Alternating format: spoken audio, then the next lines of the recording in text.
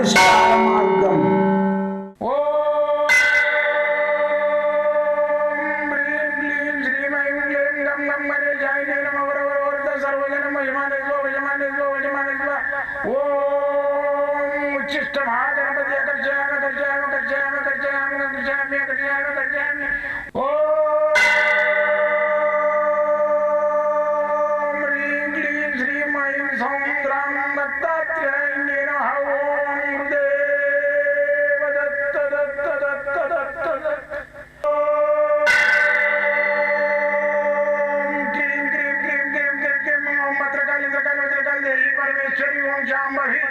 सर्वजन मोचमाने स्वजमाने स्वजमाने स्वम मुद्रकाली मृकाली मृकाली देवी परमेश्वरी ओम शांभवी अकर्षयामि अकर्षयामि अकर्षयामि अकर्षयामि अकर्षयामि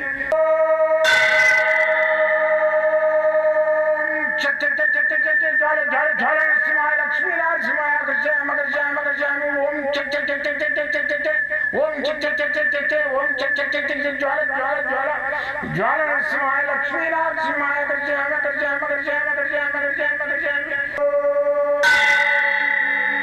राजाधिराज योगिराज परब्रह्म सद्गुरु सच्चिदानंद साईनाथ महाराज ओम गुरुदेव दत्त दत्त दत्त दत्त दत्त ओम मातृदेवो भव ओम पितृदेवो भव ओम आचार्य देवो भव ओम गुरुदेव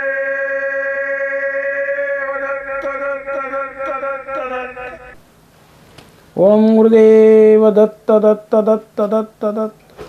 నేను మీ సాయి దత్తానందను, మంత్రతంత్ర యంత్ర రుద్రాక్ష మూలికా శాస్త్రజ్ఞుని.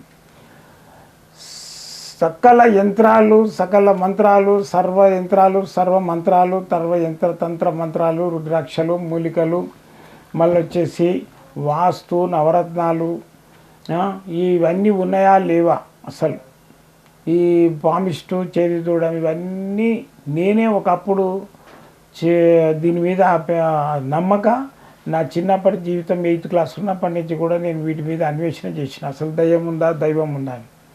ఇవన్నీ ఉన్నాయి. మానవుడు పుట్టినవాడు గిట్టక తప్పదు. అయితే ఈ మానవుడు ఏంటంటే నేను ఎప్పుడైనా నేను చావవలసిందే అని చెప్పేసి ఆలోచన చేయడు. అయితే ఈ లౌకికమైన బాధలల్లా ఈ అప్పుల బాధలు, పిల్లలకు పెళ్ళిళ్ళు కాకపోవడము, ఇంట్లో భార్యాభర్తలకు గొడవలు కావడము, మనస్సు నిమ్మలం లేకుండా ఉన్నన్ని రోజులు సుఖంగా ఉండడానికి ప్రయత్నం చేయండి. మానవుడికి ఏంటంటే భగవంతుడు సుఖపడడానికి భోజనం చేసి రుచులకు రుచి చూడడానికి నాలుక ఇచ్చిండు. ఆ నాలుకకు రుచి చూడడానికి ఇచ్చిండు. జంతువులకు నాలుకే రుచి ఉండదు, తెలియదు. దాని ముందు గడ్డి పడేస్తే తింటుంది, తౌడు పడేసినా తింటుంది, ఏది వేసినా తింటుంది. పశువులం కాము కదా మనం, మానవులం. అందుకని చెప్పేసి ఎన్నో కోరికలు ఉంటాయి. ఆ లౌకికమైన కోరికలతోటి అప్పుల బాధలలో పడి మనిషి ఈ కోరికలతోటి ఏదైతే అప్పులైతే దాంతో మనిషి కొట్టుమిట్టాడుకుంటూ ప్రాబ్లమ్స్ అయ్యి మనిషి జీవితంలో నాకేమున్నది కానీ వచ్చే లాభం లేదు, ఈ అప్పులు తీరటట్లేదని తుది వరకు ప్రయత్నం చేసి ఆ నిర్ణయానికి వస్తాడు. అది అవసరం లేదు. మానవుడు ఎప్పుడైనా సరే ఒక చెడావు ఇట్లా గుట్టెక్కుతుండ అనుకోండి, సైకిల్ ఎక్కుతున్నాడు చెడావు అంటే ఇట్లా హైట్ ఎక్కుతున్నాడు, దానికి డౌన్ ఉంటుంది. ఎప్పుడైనా నేను ఎంతో మందిని రీసెర్చ్ చేసి చూస్తున్నా, వాడు అప్పుల పాలయ్యి నానా గడ్డి తిని నానా ప్రాబ్లం అయ్యి మళ్ళీ మెరుగుపడి ఆడు కార్ర దిగేటోళ్ళని ఎంతోమందిని చూస్తున్నాం. దాని గురించి మనము ఆలోచన చెయ్యొద్దు. అప్పయింది వానికి చిన్నవి ఇవాళ కాకుండా రేపు ఇస్తావు. మరి ఆడొచ్చి తిట్టిపోతున్నాడు, అది చేస్తున్నా అంటే వాడు తిట్టంగానే నువ్వు తీసియవు, నీ దగ్గర ఉంటే పడేస్తావు, లేకుంటే ఏం చేస్తావు? అది తిట్టి చేసి వేధించేసి సంపనైతే చంపడు. ఏ అప్పులోడు చంపడాడు. లేనప్పుడు ఇచ్చిండు, ఉన్నప్పుడు వసూలు చేసుకోవాలి. వాడు లేనప్పుడు ఇచ్చిండు, ఉన్నప్పుడు వసూలు చేసుకోవాలి. వానికి కూడా మైండ్ ఉండాలి. లేనప్పుడు వచ్చి వేధిస్తే నువ్వేం చేస్తావు? ఓ మామిడి పండు ఉంది, దాంట్లో ఇంత రసం ఉంటేనే పిడితే రసం వస్తుంది. ఉట్టిగా వీడుకుంటే లాభమే ఉంది, పీసుని బట్టి వానికి కూడా లాభం లేదు. అందుకని చెప్పేసి రుణ బాధల గురించి మనం ఏం చేయాలి? చిన్న నిదానంగా రుణాలు ఉన్నప్పుడు ఇంట్లో ఉన్న దేవుళ్ళని తీసుకుపోయి పూటల కాడ పెట్టుడు, పారేసుడు. ఏ దేవుడు నన్ను ఏం చేయలేండి, ఏ దేవుళ్ళు నీకు అప్పులు చేయమన్నారా, వ్యాపారాలు చేయమన్నారా? ఉన్నదంటే దీన్ని సుఖపడమన్నాడు. కానీ నువ్వు పడలేక ఇంకేదో వాని వీని చూసి నేను కూడా ఆ విధంగా తయారైతే నేను కూడా కోటీశ్వరుని అయితే నేను కూడా లక్షలకైతే అని చెప్పేసి ఏదో మార్కెటింగ్ అని అదని ఇదని ఫోన్లల్లో చూసి ఆ ఫోన్లల్లో డబ్బులు అటు ఇటు ట్రాన్స్ఫర్స్ చేసి నెత్తికి శక్తులు పెట్టుకొని ఎంతోమంది ప్రాబ్లమ్స్లో పట్టుకోవాలని చూస్తున్నాను నేను ఈ రోజులలో. అవన్నీ చెయ్యొద్దు. మనం ఉన్న దాంట్లోనే పైకి వస్తాం, ఆటోమేటిక్ పైకి వచ్చేస్తాడు మనిషికి.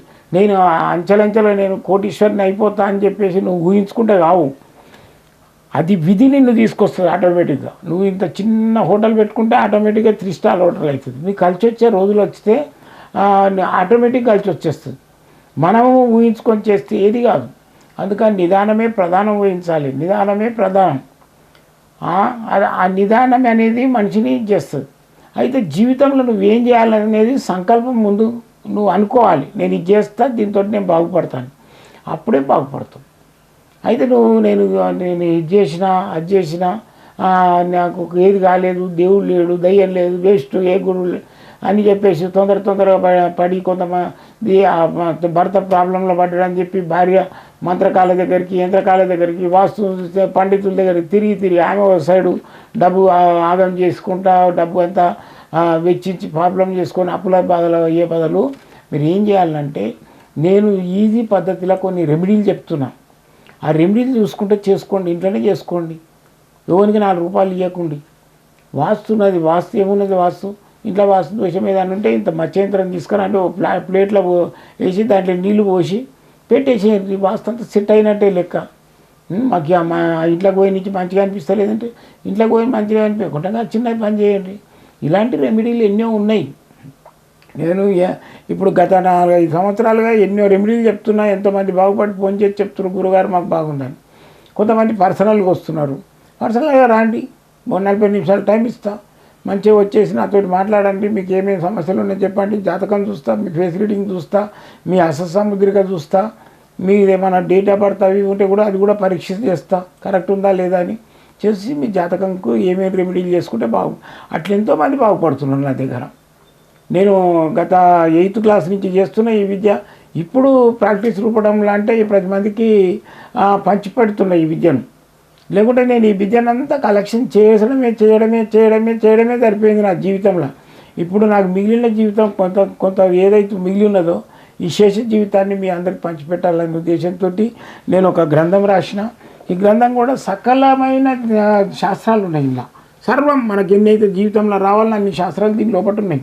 అయితే దీని లోపల ఏంటంటే మంత్రశాస్త్రం ఉంది, యంత్రశాస్త్రం ఉంది, వాస్తుశాస్త్రం ఉంది, నవరత్నాల గురించి ఉంది, రుద్రాక్షల గురించి ఉంది. ప్రతి సబ్జెక్ట్ దీని లోపల ఉన్నది. అయితే దీన్ని ఏంటంటే ఈ శాస్త్రాన్ని నేను దైవికంగా రాసిన, దత్తాత్రేయుడు నాకు ఇచ్చిన జ్ఞానంతో రాసిన. కాబట్టి ఈ యంత్రాన్ని ఈ గ్రంథం కావాలంటే కూడా మీరు ఫోన్ ద్వారా సంప్రదించి తీసుకోవచ్చు. ఈరోజు ఏంటంటే నేను మాటలు రావు కొంతమంది పిల్లలకు, చెవులిన పడతాయి కానీ, అయితే మళ్ళీ చదువు కూడా దానికి ఏం లేదు. ఇప్పుడు ఈ గ్రంథంలో 117వ పేజీ ఈ గ్రంథం లోపల. దీని లోపల ఈ 117వ పేజీలో సౌం బీజాక్షరం. సౌం సాగు వావత్తు దీర్ఘమిస్తే సౌం, 2 సున్నాలు పెడితే సౌం. ఈ సౌం బీజాక్షరం ఏదైతుందో సరస్వతి బీజాక్షరం.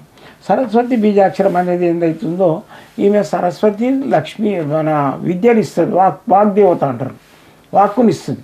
అయితే ఈ చదువు మాటలు రాని పిల్లలకు కూడా మాటలు వస్తాయి, చదువు రాని పిల్లలకు కూడా చదువు పడుతుంది. ఈ తాయిది తయారు చేయాలి, మీరే ఇంట్లో తయారు చేసుకోవచ్చు, ఏం పెద్ద ముచ్చట్లేదు.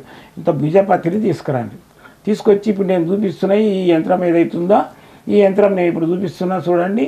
ఈ యంత్రం లాగానే రాసుకోండి, ఎట్లుందో అట్లా. ఏం లేదు, త్రిభుజము 3 రోకుల త్రిశూలాలు రాసి మధ్యన సౌం రాయాలి. రాసేసి ఈ ఒక తాయిత తీసుకోండి. తాయితలు దొరుకుతాయి మార్కెట్లో, తీసుకొని దాని లోపల ఈ యంత్రాన్ని కాగితం మీద కానీ భుజపత్రి మీద రాసి పెట్టేసేసి దాని లోపల ఇంత గంధం పొడి వేయండి. మీకు ఉంటే ఒక తెల్ల గురిగింజ వేయండి, ఒక తెల్ల జిల్లడి వేరు పెట్టుండి. ఉంటే లేదనుకుంటే గంధం పొడి వేసేసి దాన్ని మంచిగా మూత పెట్టేసేసి పిల్లలకు గురువారం నాడు కట్టండి. కట్టినట్టయితే మనకి వాక్ వస్తుంది, మాటలు వస్తాయి, మళ్ళీ వచ్చేసి చదువు బాగా వస్తుంది. దీనికి తోడు ఆయుర్వేదిక్ షాపులల్లో సరస్వతి లేవ్యం అని దొరుకుతుంది. సరస్వతి లేవ్యం అది తినిపియండి, రోజు ఒక చెంచా తినిపియండి పిల్లలకు. ఈ జ్ఞానం కూడా మెమొరీ పవర్ కూడా పెరుగుతుంది. ఇది చేయండి. ఇది 117వ పేజీలు ఉన్నది ఈ గ్రంథం లోపల. ఈ గ్రంథం తీసుకున్న వాళ్ళకైతే ఈజీగా ఉంటుంది. లేదనుకుంటే ఇక్కడ నేను డిస్ప్లేలో చూపిస్తున్నా కదా ఈ యంత్రాన్ని, దీన్ని చేయండి. మీరు రావాలనుకుంటే ఇక్కడ ఉన్న ఫోన్ నెంబర్లకు ఫోన్ చేయండి. ఇక్కడ ఉన్నవి కదా, ఇక్కడ డిస్ప్లే